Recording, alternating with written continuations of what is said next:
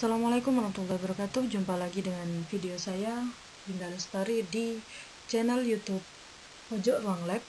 Kali ini saya akan membahas mengenai bagaimana penanganan pertama cedera pada jaringan lunak menggunakan metode POLIS, yaitu Protection, Optimal Loading, Ice Compression, Elevation. Sebelumnya saya akan menjelaskan tentang cedera. Cedera yang melibatkan jaringan kulit, otot, saraf atau pembuluh darah akibat suatu ruda paksa. Keadaan ini umumnya dikenal dengan istilah luka. Adapun jenis-jenis cedera, salah satunya adalah sprain, yaitu jenis cedera yang terjadi di persendian seperti pergelangan bahu, tangan, dan kaki. Sprain terjadi karena adanya ketegangan atau robekan ligamen yang menyebabkan kesleo. Yang kedua adalah strain, yaitu cedera yang terjadi pada otot-otot ketarik disebabkan oleh meregangnya tendon. Tendon adalah jaringan serat yang tebal dan berserat yang menghubungkan tulang dan otot.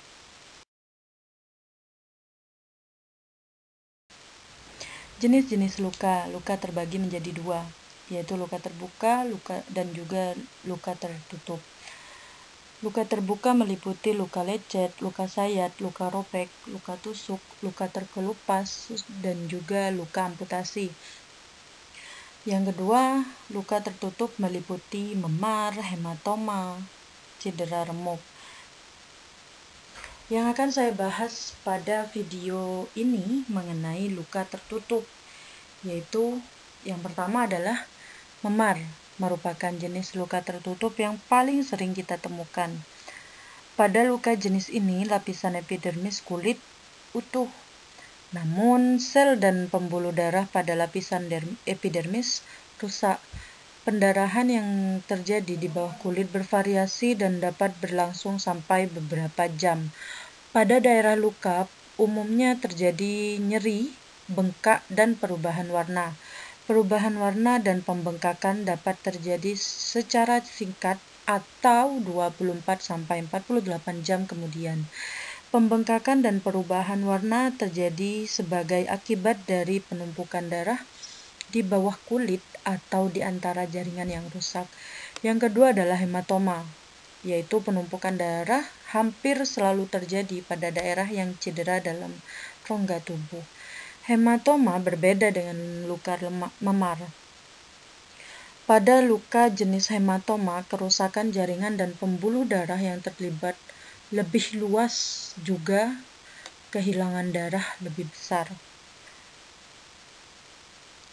Cedera remuk, seperti pada penjelasan sebelumnya di atas bahwa cedera remuk dapat berupa luka terbuka maupun luka tertutup. Pada jenis luka tertutup, cedera remuk menyebabkan kerusakan jaringan tulang dan jaringan bawah kulit lainnya.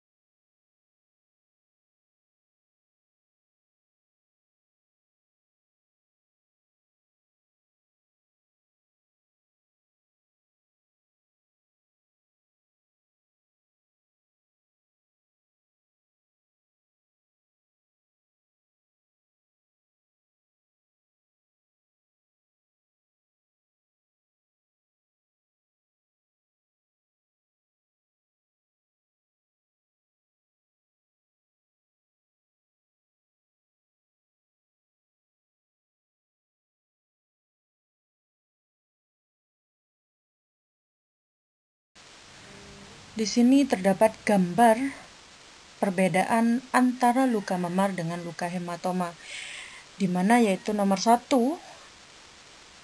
adalah luka memar, yang kedua adalah luka hematoma.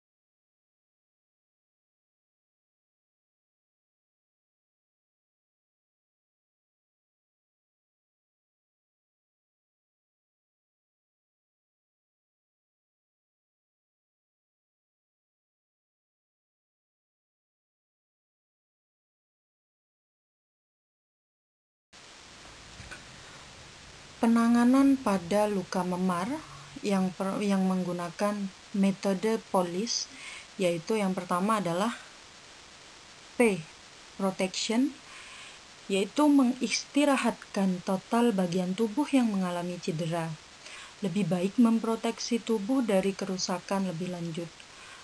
Istirahat dalam jangka waktu pendek sangat baik untuk meredakan bagian tubuh yang cedera.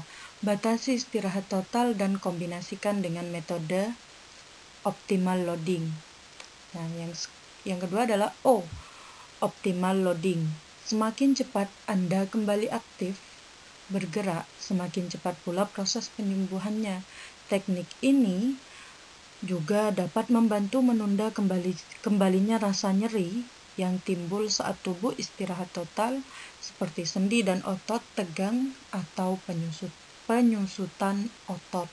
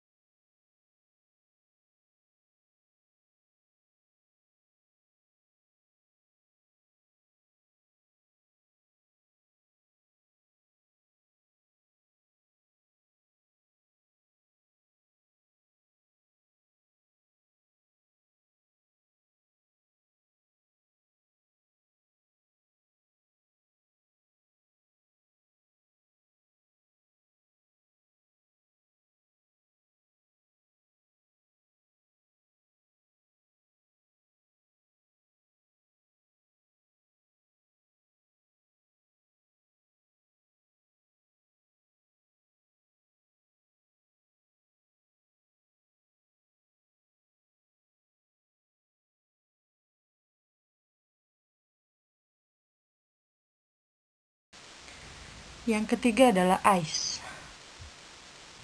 Ice merupakan teknik mengkompres dengan es batu yang ampuh meredakan pembengkakan di sekitar otot atau sendi yang mengalami cedera dan mampu membantu mengurangi rasa nyeri yang akut. Lakukan setiap beberapa jam sekali selama 20 menit. C. Compression. Balut bagian tubuh yang cedera dengan perban atau mengurangi pembekakan. Metode ini juga dapat dikombinasikan dengan kompres es batu secara berkala.